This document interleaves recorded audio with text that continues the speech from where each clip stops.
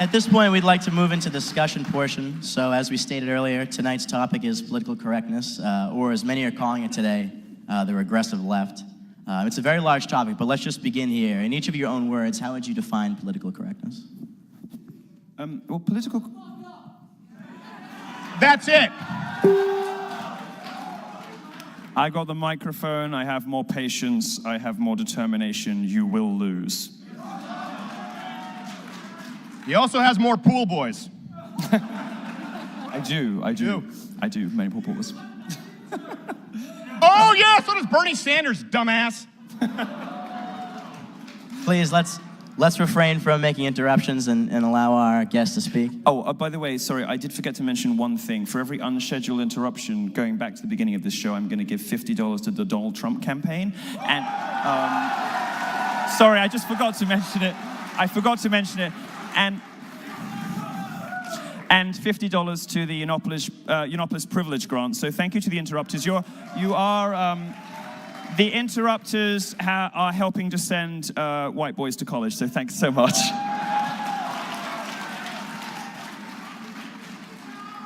And you will continue to send more boys to college the longer you speak. Political correctness differs from etiquette and politeness in a couple of obvious ways. Etiquette is a way we all navigate one another. It's the way that we have learned to interact, to successfully negotiate social and professional situations with people who didn't grow up with our exact worldview and background. So we have a system of etiquette to enable us to do that. And some of those rules of etiquette require us to use euphemism and politeness strategies in order not to offend people that come from other cultures and other backgrounds. Now, political correctness is a little different. Political correctness describes a sort of organized system of lying, designed to save the feelings of delicate wallflowers at the expense of reason, fact, and truth. And political correctness at its most dangerous has even become deadly. Political correctness is what stopped people reporting the Fort Hood shooter, even though they knew he was into radical Islam. Political correctness is what stopped the police. It's what stopped the police arresting the rape. Okay, if you don't believe in anything else... Could we please allow our guest speaker to go on without any interruptions? Thank you. If you don't care about anything else, allow me to suggest to you that you might care about the rape of 1,400 young girls, and perhaps listen to the end of it and see what you think about it.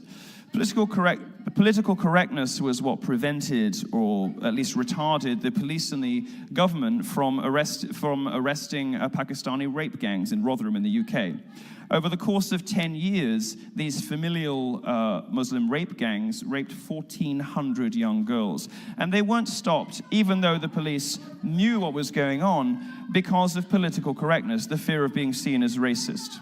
So it's a sort of, for me at least, it steps outside beyond the realms of etiquette, beyond the realms of politeness strategies, the way we deal with other people from other cultures, and it becomes a kind of organized, systematic lying designed to save some feelings at the expense of reason, logic, truth, and very often the rights and safety of others. And not the kind of social justice safety, the horse shit safety, the kind of, when students say, Milo Yiannopoulos is a threat to my physical safety, grow the fuck up. What's threatening your physical safety? Are you worried I'm going to drop some pearls and you'll trip over them, you fucking idiots? No. But there is a kind of real sense in which political correctness in its most extreme forms has become dangerous to the rights, freedoms, and physical safety, and even the life of others. That's the difference between political correctness and etiquette. Thank you.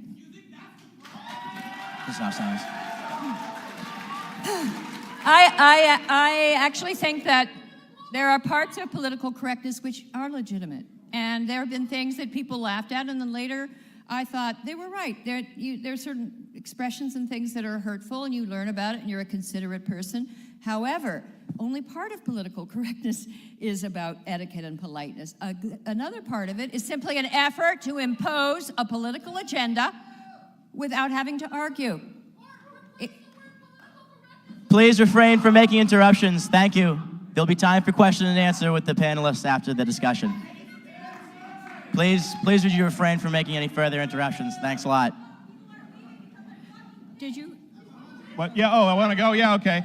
You want to know what political correctness is? If you actually research the history of political correctness, it was designed as a political tool to silence voices of dissent, as you see here tonight, with people simply yelling out racist, homophobic, transphobic. Good example of political correctness trying to silence dissent. Listen, whether you like him or not, Dr. Ben Carson is a black man who's one of the most prolific neurosurgeons of all time.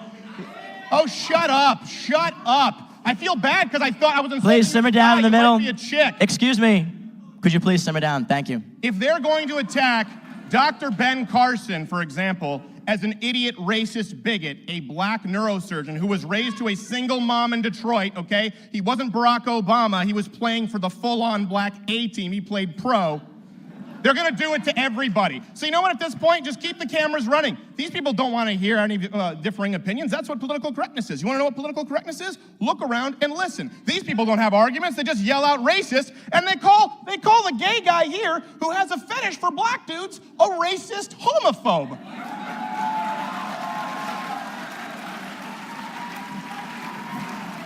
Just moving on here. I gotta tell you. Sorry, I hope I wasn't revealing anything there. I don't know why Black Lives Matter even protest me. I've got more black in me than they do.